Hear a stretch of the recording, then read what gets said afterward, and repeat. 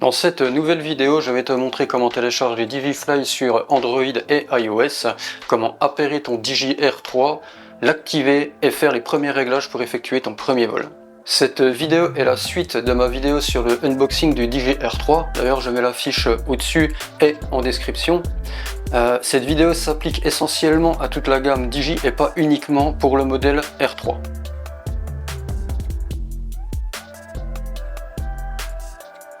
Le téléchargement de l'application Digifly sur iOS, ça se fait directement depuis l'App Store. Il suffit juste de rechercher dans la barre de recherche Digifly et de télécharger. Une fois installé, il suffit juste de démarrer l'application, de passer la vidéo d'introduction et tout simplement d'accepter les conditions générales d'utilisation et de valider les quelques informations et notifications que nous demande l'application. Pour terminer, on valide l'accès aux différentes données, puis on valide ou non l'aide à l'amélioration.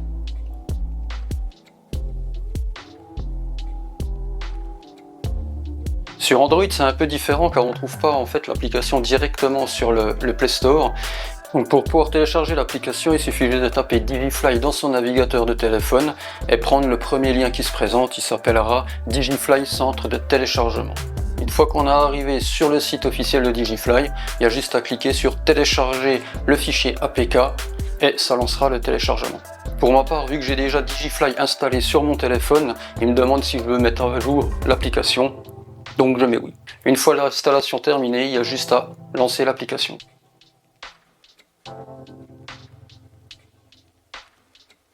Pour pouvoir créer ton compte sur l'application Digifly, il faut juste cliquer sur le bouton en bas profil, puis connexion. On rentre notre nouvelle adresse mail, on coche la case valider les conditions et on valide en appuyant sur le suivant.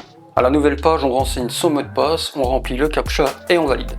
Quand c'est terminé, on revient directement sur la page profil et là on peut aller modifier son pseudo, puisque de base l'application génère un pseudo un peu bizarre, donc on peut rentrer directement son nom en cliquant sur le nom actuel, on le modifie et on appuie sur terminer.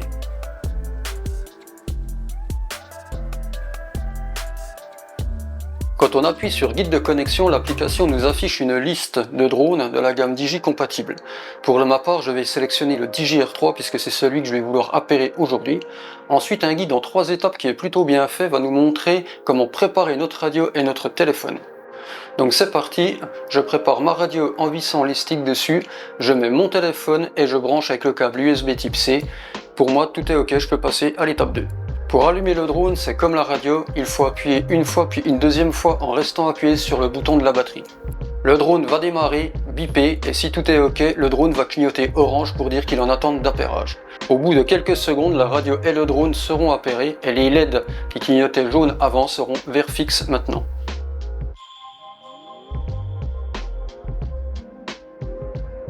Un message va s'afficher pour dire que l'application fait une vérification auprès des serveurs Digi pour voir si le drone n'est pas déclaré perdu, volé ou autre. Si tout est ok, alors on pourra faire l'activation.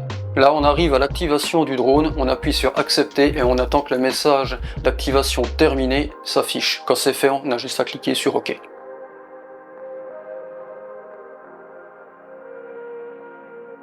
Quand l'activation est terminée, l'application Digifly te propose de prendre ou non un Care Refresh.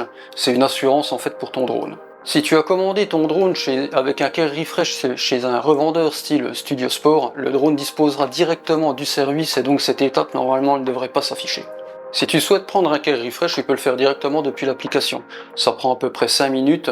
Il faudra renseigner le numéro de série. Normalement, depuis l'application, c'est déjà enregistré. Ce sera déjà pré-rempli. Il y aura juste à valider, faire ton paiement, rentrer quelques informations et hop, au bout de quelques minutes, ton Care Refresh sera actif sur le drone. Le Care Refresh, c'est une assurance contre la casse et la perte de ton drone. Ça te donne 2 remplacements du drone en cas de dommage suite à un crash ou si le drone a pris l'eau. Et ça couvre aussi contre les flyaway. C'est-à-dire que si le drone en fait il a un comportement bizarre et que d'un coup il part tout seul et que tu n'as plus aucune possibilité de le contrôler, c'est ce qu'on appelle un flyaway. Donc là en fait Digi va te demander de renvoyer les logs qui sont dans la radio, c'est ce que tu retrouves directement en fait sur les informations de vol. Eux ils vont analyser et si effectivement il y a un flyaway, ils te prendront en charge avec le Care Refresh. Par contre attention, le Care Refresh on le paye 109 € pour un Digi R3. mais il y a quand même une franchise derrière, c'est-à-dire que si on casse le drone, on a pris un crash, il est tombé dans l'eau ou autre et qu'on le renvoie chez Digi, on aura 99 € de franchise. Par contre, si c'est un flyaway et qu'on peut pas récupérer le drone, eh ben on va payer une franchise de 359 €. Sur un drone à 1000-1200 €, ça peut être intéressant après sur des drones de plus petite taille à voir quoi. Voilà. Au niveau des forfaits du Care Refresh, il y a deux options, soit 1 an à 109 € ou alors on peut prendre 2 ans à 189 €, à savoir qu'on peut renouveler une deuxième fois dans un maximum de 3 ans.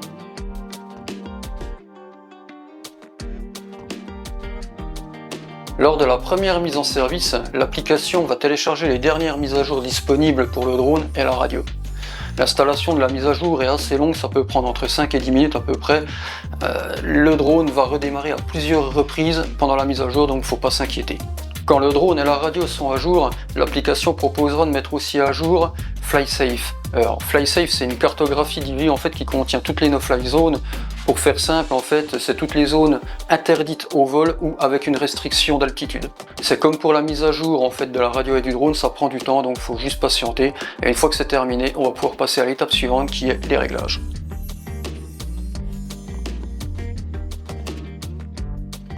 Dans cette dernière partie, on va effectuer les réglages de base pour faire ton premier vol avec le drone. Il faut accéder au menu en appuyant sur les trois petits points en fait qui sont en haut à droite. On commence par l'onglet sécurité et on va définir l'action que le drone doit faire en cas d'évitement d'obstacles. Personnellement, moi je mets toujours sur contournement, sachant que le DJI-R3 en plus a une détection omnidirectionnelle, donc c'est assez sécurisant. Sinon tu peux laisser par défaut en mode freinage, le drone s'arrêtera devant un obstacle et attendra que tu reprennes les commandes avec la radio. Pour l'option de contournement, je mets le mode normal. Le mode agile est un peu plus permissif, mais bon, les risques sont quand même un peu plus élevés de collision.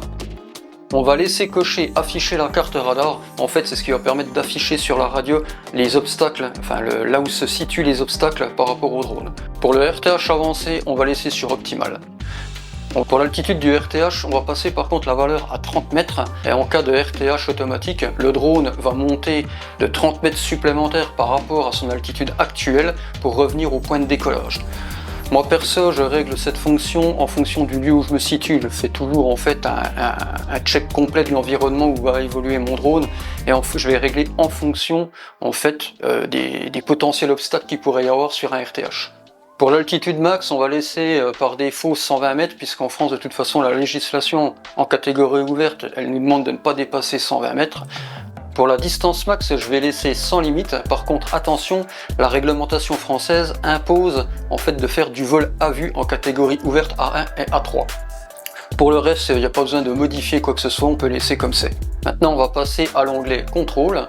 Pour les unités, moi je mets toujours en kilomètres. Après, libre à vous, hein, si vous préférez des mètres secondes, vous pouvez laisser des mètres secondes. Moi je suis toujours en kilomètres heure.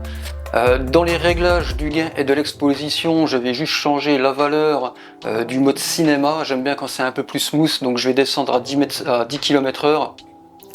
Tous les mouvements, hein, que ce soit avancer, reculer, gauche, droite, haut, bas, ça permet d'avoir des mouvements un peu plus smooth. Par contre, pour le reste, je laisse par défaut, ça me convient très bien. Voilà, les réglages de base sont terminés. Maintenant, on peut prendre notre drone pour aller effectuer notre premier vol. J'espère que cette vidéo vous sera utile et vous aura plu. N'hésitez pas à partager et à liker. Si vous avez des questions ou des commentaires, n'hésitez pas à me les mettre dans l'espace commentaire, je répondrai bien volontiers. Moi je vous dis à bientôt pour une prochaine vidéo. Ciao ciao.